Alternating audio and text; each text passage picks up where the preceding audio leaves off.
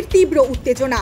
নার্সের রহস্য মৃত্যুর দেহ ময়না তদন্তের জন্য যখন নিয়ে যাওয়া হচ্ছে কলকাতা মেডিকেলে, ঠিক তখনই ফেটে পড়ল ক্ষোভ। অ্যাম্বুলেন্সের সামনে বসে পড়লেন বিজেপি ও সিপিআইএম কর্মীরা। চোখে মুখে রাগ আর প্রতিবাদের আগুন। পুলিশ এগিয়ে এলে শুরু ধস্তাধস্তি। মুহূর্তেই এলাকা পরিণত হলো ধুন্ধুমার কাণ্ডে। ধাক্কাধাক্কি, চিৎকার আর স্লোগানের মাঝে আহত হলেন একাধিক পুলিশ ও বিক্ষোভকারী।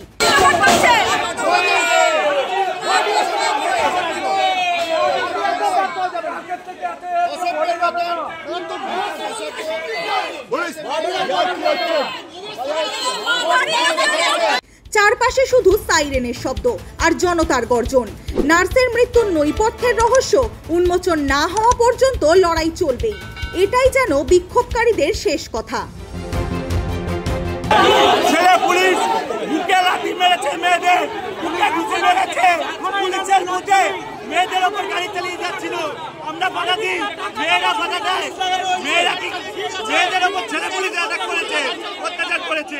আন্দোলন করছিলাম, আমাদের সামনে থেকে বডি নিয়ে চলে যাওয়া হচ্ছে। আমরা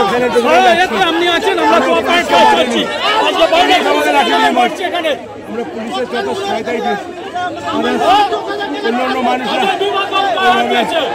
লাঠি অত্যাচার করলে আমার পায়ে লেগেছে, হাতে লেগেছে। রক্তাক্ত হয়েছি, কিন্তু রক্ত দিয়ে শেষ দেখা ছাড়বো। এই বাংলা থেকে তৃণমূল বিজেপিকে উৎখাত করে এই দালাল পুলিশকে চাকরি করতে হবে। রক্তাক্ত হয়েছি, কিন্তু রক্ত ছাড়বো না, রক্ত দিয়ে রাস্তায় থাকবো, এই কথা বলতে